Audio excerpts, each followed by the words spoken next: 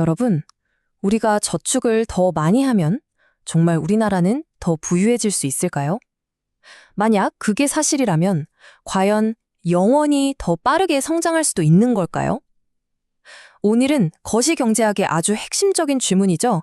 이 저축률이 한 국가의 운명을 어떻게 바꾸는지 블랑시아 교수의 교재를 가지고 아주 명쾌하게 파헤쳐 보겠습니다. 오늘 우리가 함께 따라가 볼 여정은 이렇습니다. 먼저 경제가 어떻게 성장하는지 그 기본 엔진부터 살펴볼 거고요. 그 다음에 저축률을 높이면 소득이 정말 오르는지, 그리고 그 성장이 과연 영원할 수 있는지 한번 따져볼 겁니다. 마지막으로는요, 무조건 많이 저축하는 게 과연 좋을까? 아니면 우리 모두를 가장 행복하게 만드는 최적의 저축률이라는 게 있을까? 여기까지 알아보겠습니다. 자, 그럼 시작해볼까요? 와, 시작부터 아주 좋은 질문이 들어왔네요.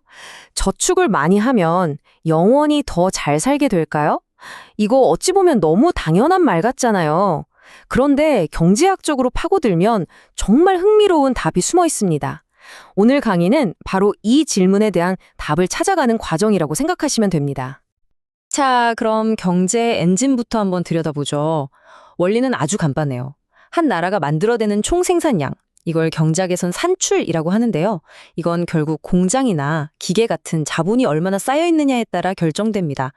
이 자본이 어떻게 늘고 주는지를 이해하는 게 모든 이야기의 출발점이라고 할 수 있죠. 이 수식 복잡해 보이나요? 전혀요. 사실 우리 집 가계부랑 똑같다고 생각하시면 돼요. 내년도 우리 집 자산은 올해 새로 번 돈, 즉 투자해서 낡은 가전제품 바꾸는 데 쓴 돈, 즉 감가상각을 뺀 것과 같다는 뜻이죠. 그러니까 새로 투자하는 게 낡아서 없어지는 것보다 많아야만 자본이 진짜로 늘어나는 겁니다. 아주 직관적이죠? 자, 이 그래프가 바로 우리 경제의 운명을 보여주는 지도 같은 겁니다. 저기 위로 볼록한 곡선 보이시죠? 저건 자본이 많아질수록 생산량도 늘어나긴 하는데 그 늘어나는 속도는 점점 둔해진다는 걸 의미해요. 그리고 그 아래 곡선은 그 생산량 중에서 일부가 저축돼서 투자로 이어지는 양을 보여주고요. 마지막으로 저쭉 뻗은 직선은 매년 일정하게 낡아 없어지는 자본의 양, 즉 감가상각을 나타냅니다. 그렇다면 경제는 결국 어디로 가게 될까요? 바로 새로 들어오는 돈, 즉 투자와 낡아서 나가는 돈, 감가상각이 정확히 같아지는 저 지점으로 수렴하게 됩니다. 이 지점에 도달하면 더 이상 자본이 늘거나 줄지 않는 아주 안정적인 상태가 되는데요. 경제학에서는 이걸 굉장히 중요한 개념인데 정상 상태라고 부릅니다. 모든 경제는 이 지점을 향해서 달려가고 있는 셈이죠. 자, 이제 드디어 핵심 질문으로 돌아가 보죠. 만약에 우리 국민들이 다 같이 마음을 먹고 저축을 더 많이 한다면, 즉 저축률을 높인다면 이 경제 시스템에는 과연 어떤 변화가 일어나게 될까요?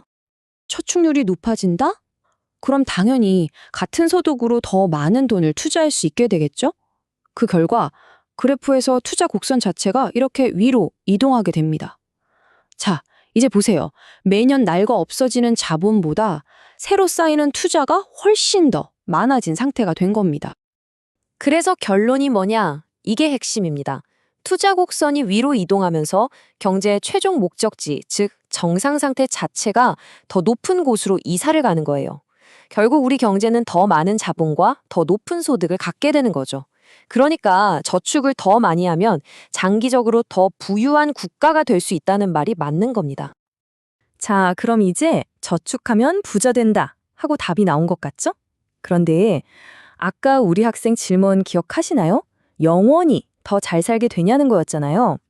바로 여기서 우리는 소득의 수준과 성장률이라는 아주 중요한 차이점을 구분해야만 합니다. 이 두 그래프가 모든 걸 말해줍니다. 왼쪽 그래프처럼 우리는 저축 덕분에 더 높은 소득 수준이라는 새로운 목표 지점에 도달할 수 있어요. 하지만 오른쪽 그래프를 보세요. 그 목표 지점으로 가는 속도, 즉 성장률은 일시적으로 확 빨라졌다가 목표에 가까워질수록 다시 스르르 0으로 돌아옵니다. 즉, 영원히 빨리 달릴 수는 없다는 거죠. 오늘의 첫 번째 핵심 결론 딱 정리해 드릴게요. 저축은 우리 경제를 한 단계 더 높은 계단으로 올려주는 건 맞아요. 하지만 그 계단을 오르는 속도를 영원히 빠르게 해주지는 못합니다. 다시 말해서 저축을 통해 더 부유해질 수는 있지만 영원히 더 빠르게 성장할 수는 없다는 겁니다. 자, 이 결론을 듣고 나면 우리 머릿속에 더 근본적인 질문이 하나 떠오르죠. 아, 그래서 도대체 얼마를 저축해야 하는 걸까? 소득 수준을 높이기 위해서 그냥 무조건 많이 저축하는 게 정답일까요? 네, 바로 이겁니다. 한 걸음 더 나아가서 이런 생각을 해볼 수 있죠. 아니, 교수님, 소득을 최대로 만들고 싶으면 그냥 버는 돈 100%다 저축하면 되는 거 아닌가요? 와, 이 질문이야말로 저축의 본질적인 딜레마를 아주 정확하게 짚어주고 있습니다.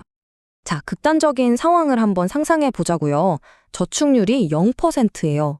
그럼 투자가 없으니까 기계도 공장도 다 사라지고 결국 아무것도 생산할 수 없게 되겠죠. 당연히 우리가 쓸 수 있는 돈, 즉 소비도 0입니다. 그럼 반대로 저축률이 100%라면 어떨까요? 버는 족족 투자에 쏟아부어서 엄청난 자본을 쌓을 수는 있겠지만 정작 우리가 쓸 돈은 단 한 푼도 남지 않겠죠. 결국 소비는 또 0이 됩니다. 바로 이 그래프가 그 최적점에 대한 해답을 보여줍니다. 저축률이 0에서 1로 쭉 갈 때 우리가 장기적으로 누릴 수 있는 소비 수준이 처음에는 점점 증가하다가 어느 정점을 딱 찍고 다시 감소하는 U자를 거꾸로 뒤집어 놓은 모양을 보여주죠. 바로 적꼭대기 지점. 저기가 바로 우리가 찾아야 할 소비를 극대화하는 스윗 스팟인 겁니다. 경제학에서는 이처럼 미래 세대의 소비를 극대화하는 이 최적의 지점을 아주 멋진 이름으로 부릅니다. 바로 자본의 황금률 수준, 너무 적게도 또 너무 많게도 저축하지 않는 그야말로 황금 같은 균형점이라는 뜻이죠. 자, 오늘 정말 중요한 개념들을 많이 다뤘는데요. 머릿속에 확실하게 정리하고 넘어가야겠죠? 오늘 이야기에서 다른 건 다 잊어도 이 세 가지만은 꼭 기억해 주세요.